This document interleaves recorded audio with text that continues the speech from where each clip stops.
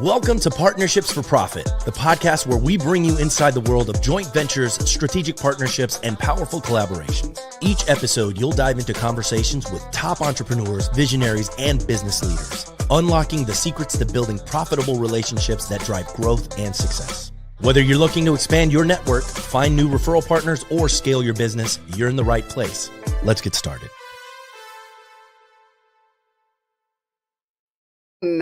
How are you today? I'm doing well. How you doing, Megan? I'm doing good. So for those listening, join us on Partnerships for Profit as we welcome Brian J. O'Connor, founder of the O'Connor Law Firm and one of New York's most respected personal injury attorneys.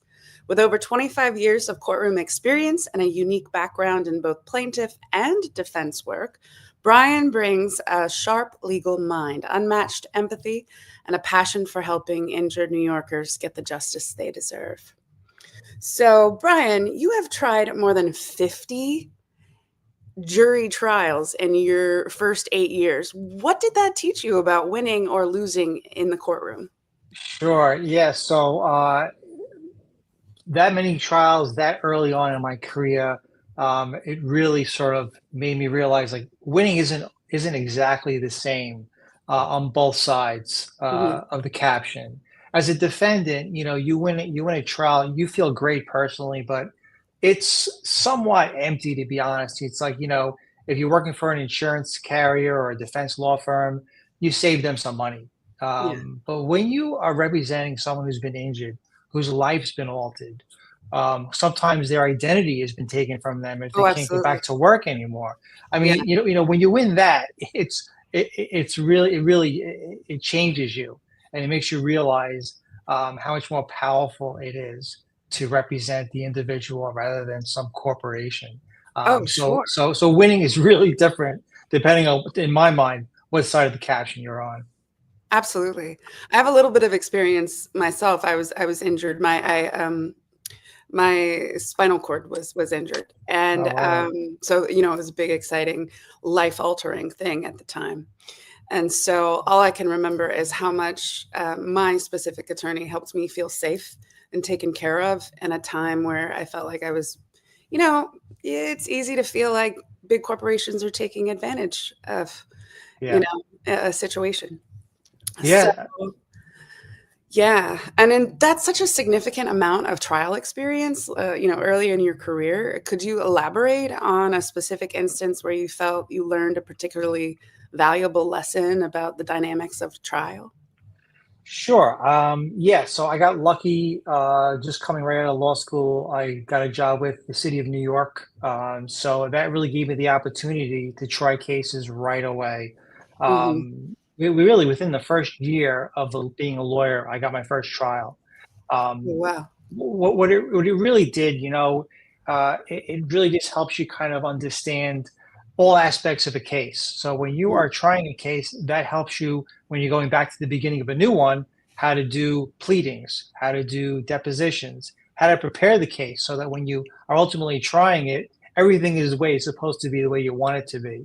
But like my first few trials, what I learned early on, I won my first couple of trials right out of the gate. Beginner's luck. I don't know what you want to call it.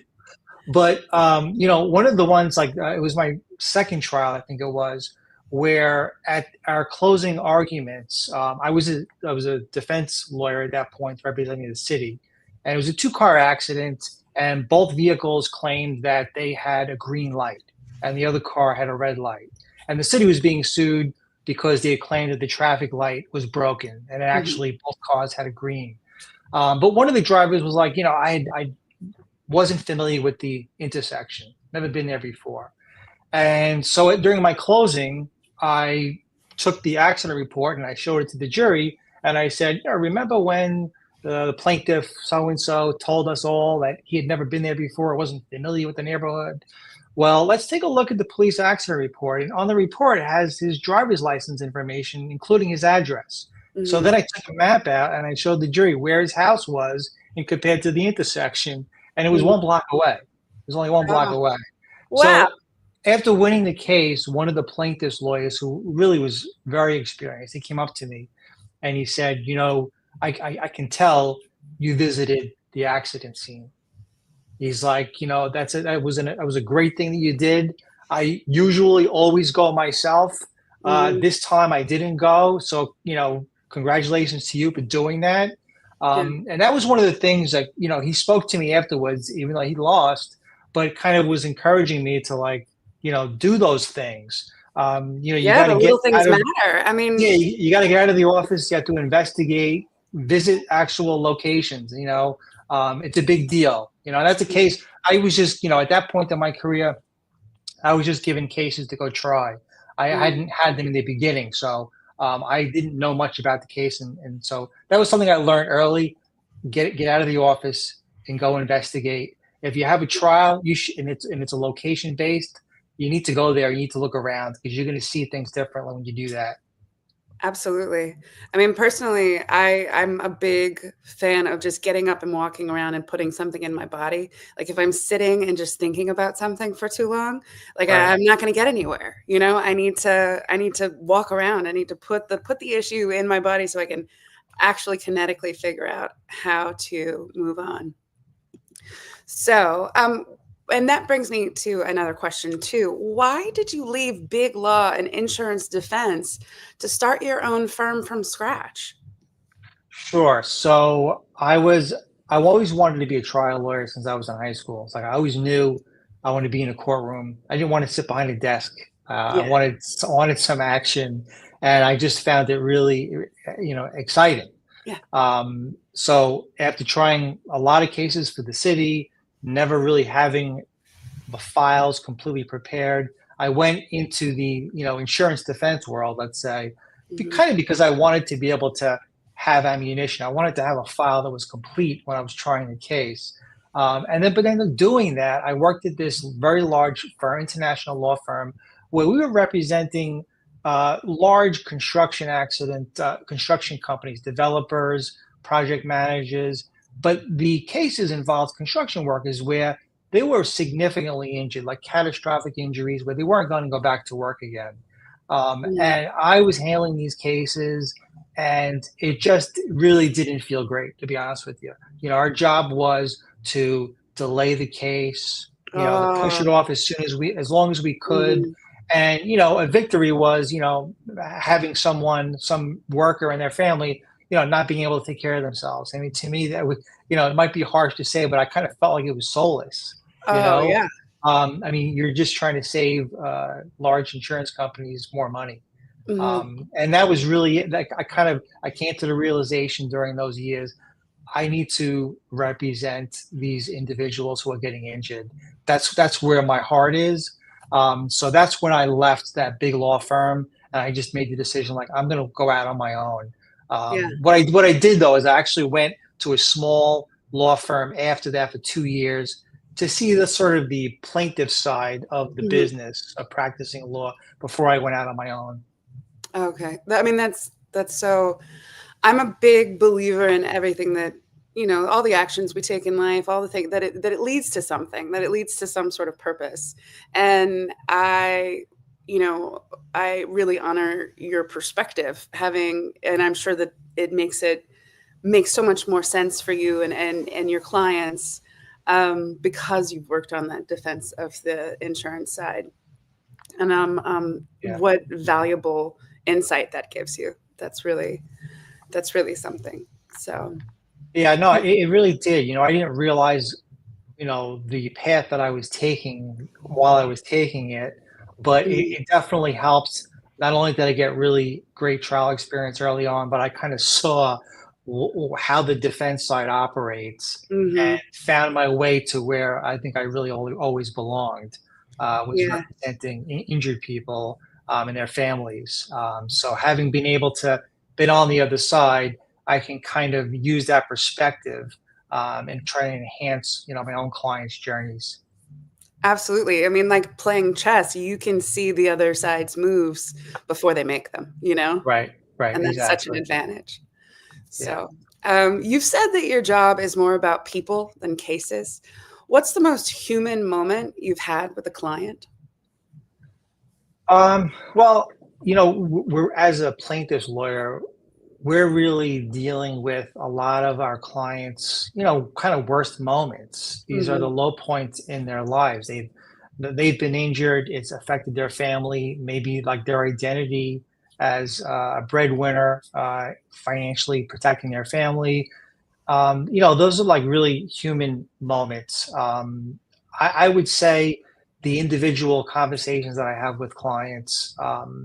I mean, it's tough times. I mean, sometimes, Mhm. I mean, there's been plenty of moments when they're calling me up in tears, really just because they don't know who else to talk to. They're having Yeah. a tough time. Maybe it's a bad day they're having.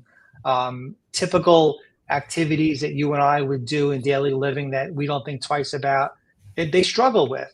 Right. I mean, I remember in So my own yeah, experience, because I had a concussion, this, that, and the other.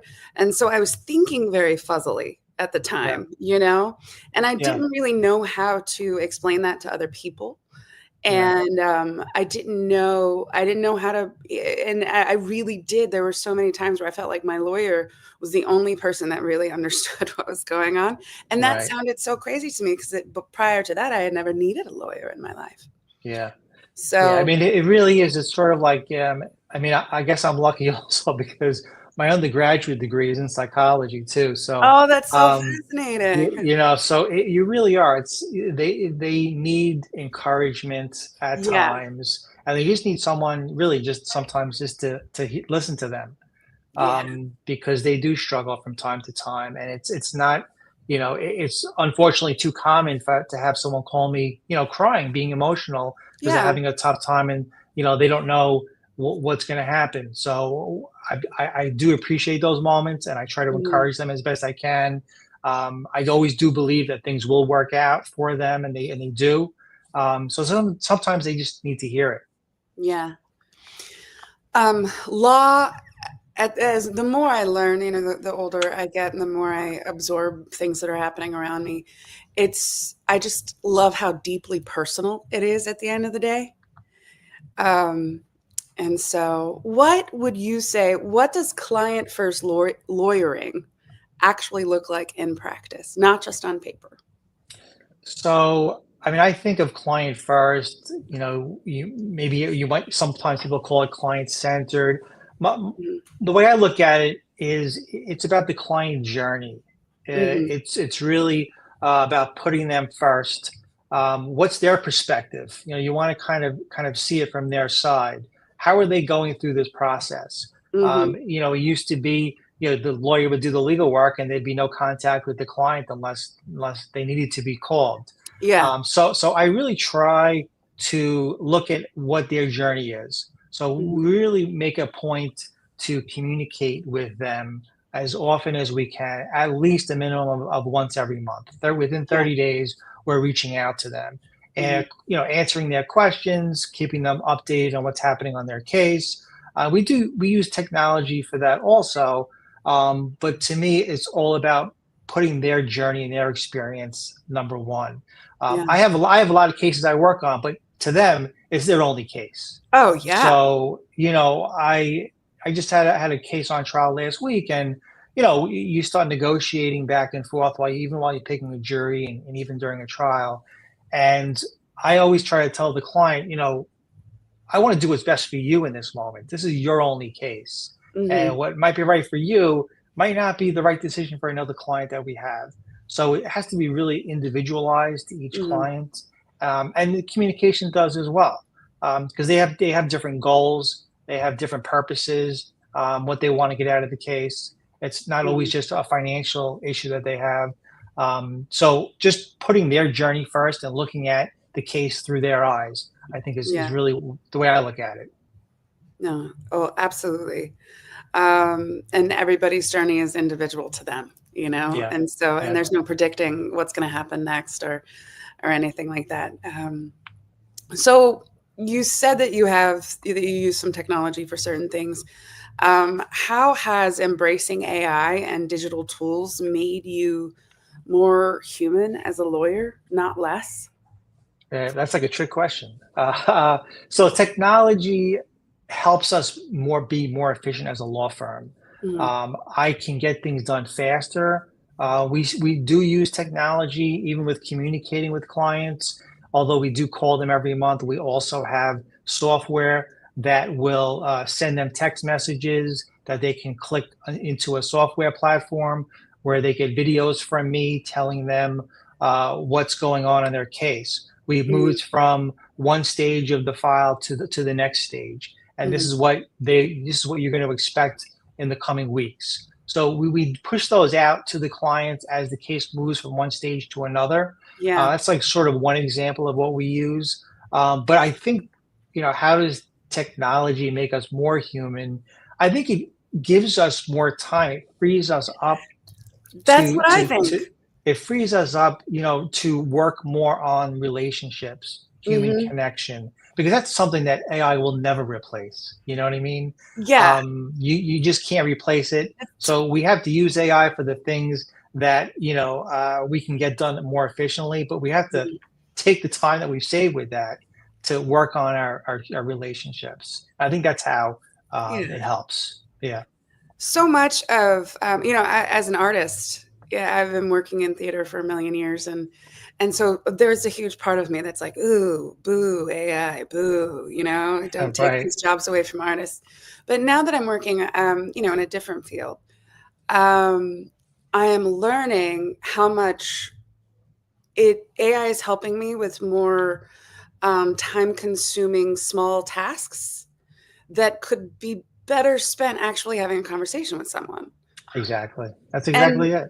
and that's the only way that I can. I had my 18-year-old niece visiting me last week. She was going off about, oh, I hate AI and this, that, and the other. And I was like, no, like I am every day learning that if AI does this one little thing for me, I can spend that much more time with a client in a meeting, doing so many more, having more meaningful connection with humans. You know? Yep, 100%. I'm with you completely. Yeah. So, what's one legal myth or mistake you constantly see injured people make that drives you nuts? I would say number one, people wait too long before they call a lawyer. Mm, They think, I'm going to wait till I feel better and then I'm going to call a lawyer. Things are too hectic, they're chaotic. I need to get to the doctor, take care of myself. All true, but they wait too long. And then by the mm, time they reach out to me or another attorney, evidence is lost, witnesses, memories have disappeared, the accident mhm. scene has been changed. Maybe if it Oh, was a property premises liability, the property owner has already fixed the repair, mhm, made it repaired. So waiting too long is a problem, mhm. especially in New York City. If you have a case against the government, you have a 90-day deadline to file a claim. Oh, wow. So I was just talking to someone today. Somebody called me up today. Their Mhm, accident was 4.5 months ago. So they're a month and a half late. So waiting too long, number one problem. mm. Um, and then the other problems are, trusting the insurance companies. Yeah. They have all these great fancy commercials with all these mascots and catchphrases, but they're not the good guys. They're not. They're in it for themselves. They want to make sure that they hold on to their premiums. They don't want to pay out claims. And people Mhm, just think, well, I paid my premium, so they'll take care of me. Or, the driver admitted that they were at fault, so everything will be fine now. mhm. It's just not true. It's just not true. Yeah. Yeah. So, what are the potential pitfalls or misconceptions that you just want to clear up for injured individuals who fall prey to this particular myth or make these mistakes? I guess don't be fooled. Yeah. I would just say, pick up the phone and call an injury attorney.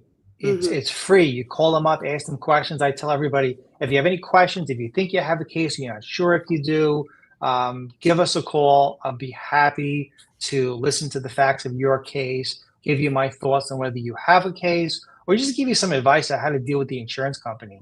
Yeah. They will oftentimes try to ask you if they can record their statement from you about how your accident happened. I mean, all of this is designed to help them save money. It's not Yeah. designed to help you. That's the most important thing, because the insurance companies, there's a lot of propaganda out there, even with tort reform. There's just through media, It was lobbying, they try to get everyone to think, oh, these runaway juries and the lawyers are making your insurance premiums go up. I know Florida a few years ago went through some tort reform, and there's a couple of studies that I remember hearing about that shows that there's no correlation between tort reform and any insurance premiums getting reduced. In fact, they've okay. been going up. They've been going up in Yeah. Florida. If you look at the insurance premiums, they're actually rising since tort reform began. So the only Wow. beneficiaries are the insurance companies and Yeah. their shareholders. Consumers are not saving anything on this. In fact, there are roadblocks now to filing lawsuits. There's caps on damages. This is It's so all unbelievable. part of the media machine that the Mhm. insurance industry is putting forth. And so I would just say to anyone, like, call an attorney if you're involved in an accident and you're not sure what to do. You don't have to pay them. You're just asking for some information. You have some peace of mind. Educate yourself. I really do believe in education. The more that you know, the more you won't be taken advantage of next time. Absolutely.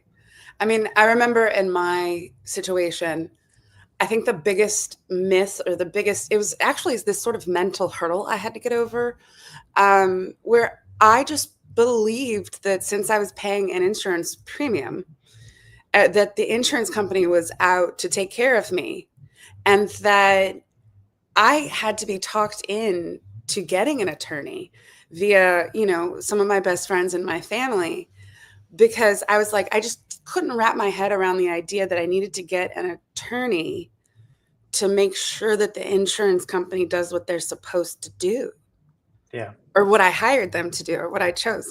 That was Right. that was a big mental hurdle for me. Yeah. And I'm really glad that I had those people in my life that helped me make better decisions. Yeah. So, what's one tactic insurance companies use that the public would be shocked to learn about? Hmm. I don't know if it's common knowledge, but they will go on your social media profiles and they will look to Oh, see everything that you're doing. They will. You might not think it. How are they going to know? I mean, a lot of the stuff is public, and you might not mhm, realize it is. So I would say look at whatever controls you have. They're looking you up, and they are taking screenshots of everything that you have. So I think that's number one. I think they'd be shocked to mhm, find that out. And then just generally, it kind of goes back to the tactics that they use when, the driver admits, oh, I'm sorry, I didn't see you. You might think everything's going to work out fine. And then suddenly you're trying to get your car repaired, and the insurance carrier is telling you, listen, there's going to be a little bit of delay in this. We can't get our adjuster out there to take a look at the property damage. These are mm, not accidental. These are intentional. It's part of the process to delay payout, even on legitimate claims. They know they mhm, have to pay, but they're in no rush to do it. There's no requirement that they pay you anytime soon, mhm, and they're it's all part of their process. yeah. Even when you're in litigation, they will do their best to delay paying out for months, for years.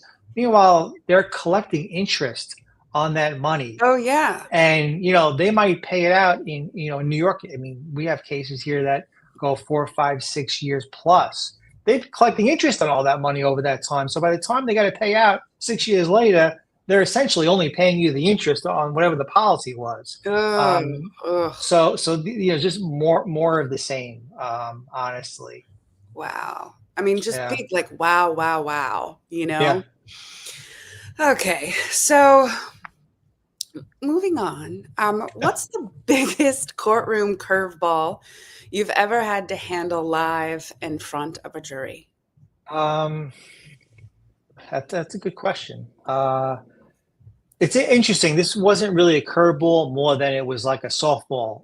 But Mm, my very first trial as a city lawyer, I was a defense lawyer, and it was a sidewalk trip and fall. And part of the law in New York on these cases is you have to prove that the city had prior written notice of the dangerous condition. mm, So it goes along. There was like a map. I don't want to get too into it with you, but there was a map that showed that the city had notice, and it was produced in discovery. And now we're at trial. Take the jury. Witnesses have testified, and then there was a witness on the stand from the map company, and the lawyer for the plaintiff is asking for this map that was subpoenaed. They hand me the map. I take a look at it, and it's not the map that was given to me during discovery. It's a totally different map.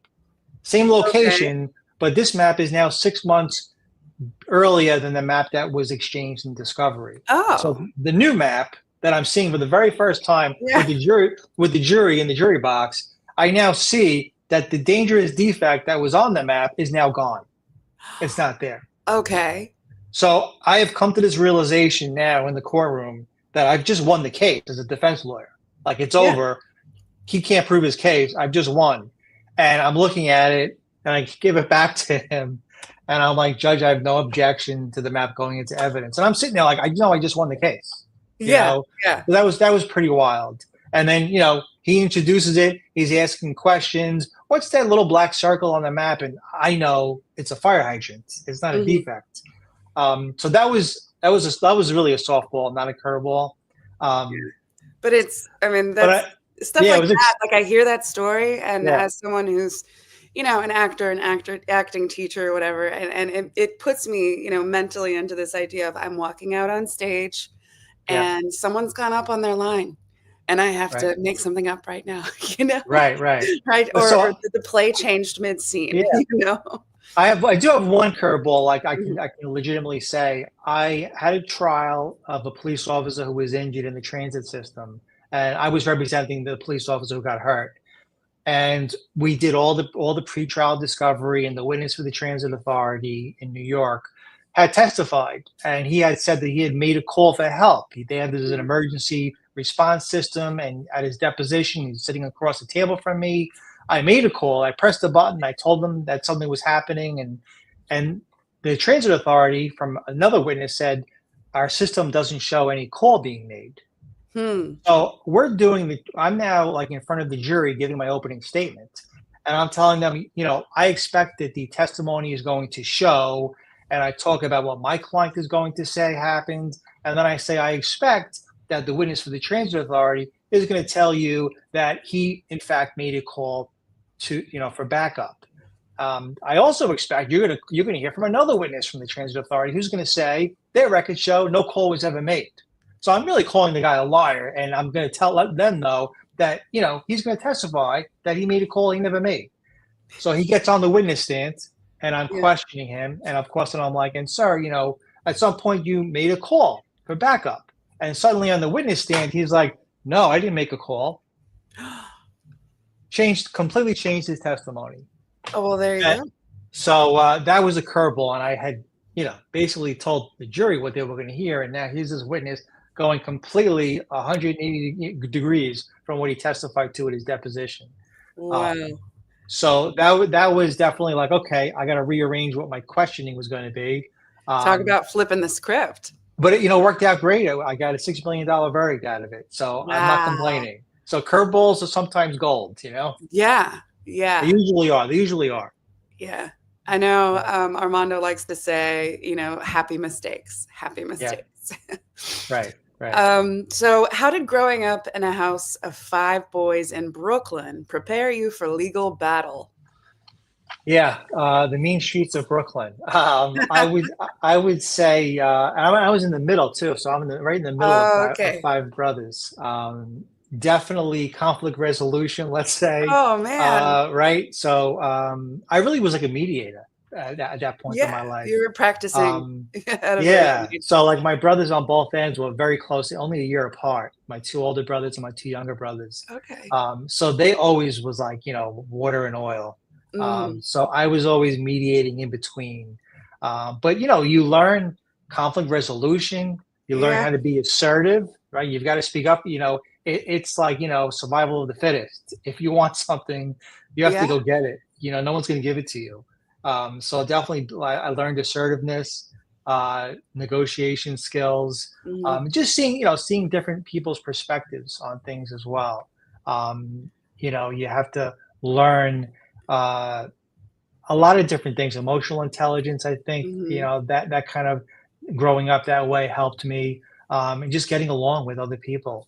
Being Yeah. able to handle different personalities. Yeah. Again, it kind of goes along with dealing with witnesses and juries, Yeah. understanding people where they're coming from. So yeah, it was definitely interesting times. Cool. Prepared I me for the courtroom. My dad was, the eldest of 5. And growing up, my favorite thing is, like, anytime the family got together, like, I could just sit in their presence and listen to the stories forever. Like, and I mean, and it is conflict resolution. It is, Yeah. you really have, if you want something, sometimes you have to really fight for it. And how do Yes. you do that? Yeah. And how do you manage those, because sometimes people can be, I call them, EGR, extra grace required. So, Yes. learning how to navigate that sort of thing is big. And I mean, you Yeah. were born to be the middleman. Yes. You Well, were I can tell literally you. born.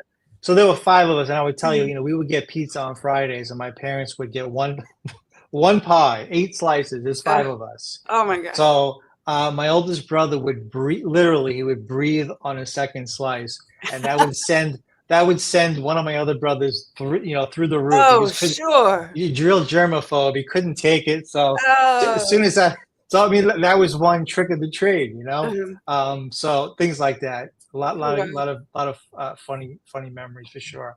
absolutely. So for the last question we have today, um, I think this is fun too. Okay, so what's harder, Brian?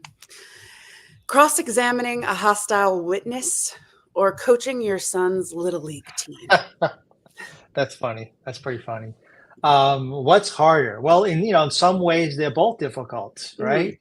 As far as cross-examining a witness, you have to be really strong with them. You can't let them wiggle out of a question. You have Mhm. to be much more assertive. Yeah. Whereas with the little league team, again, you're dealing with a lot of different personalities, but you want to be more encouraging with the with the little league team. Um, Right. but you still have to rein them in. You have to rein them in, just like you got to Yeah. rein in an expert witness when you're cross-examining them. Yeah. Um, I will tell you, depending on how they go, cross-examining an expert is a lot of fun, and Mhm. so is coaching little league. But they're also challenging. Um, Yeah. you have to be prepared for both of them, Yeah. and you also have to be ready to turn on a dime. You might go Sure. in with one plan, and then next thing you know, you're doing a 180 and you're taking a different approach. Absolutely. But that's a great question. I enjoy that. Yeah, in life, anything that helps me stay in the moment and know that I may have to turn on a dime. Like Yeah, I dislike being in automatic mode, you know? yeah. I like for things to be a little bit different, something to keep me on my toes. That's why I love trials because Mhm. it's never the same thing. And it I helps me feel learn alive too. I Like, and I yeah. learn about engineering. I learn Mm, about medicine. I learn about safety. You learn a lot of different areas, and it's never the same thing, which I enjoy. yeah. Well, I've enjoyed learning about your curiosity for all of these things. And it sounds like so much about your life, and just requires a certain level of strategy and understanding of human behavior. And so I thank you so much for being with us today, Brian. Thank you. Listen, it was my pleasure, Megan. I thank you so much for having me. I enjoyed our talk. Absolutely. And that brings us to the close of another episode. Thank you so much for tuning in and spending some time with us today. We truly appreciate you being part of our community. Until next time, take care and have a fantastic day.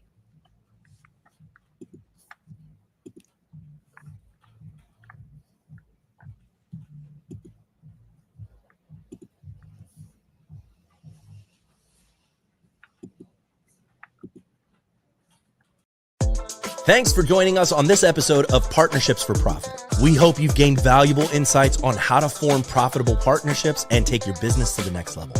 Be sure to subscribe and leave us a review wherever you listen to podcasts so you never miss an episode. Got a partnership story to share or someone you'd like to see featured on the show?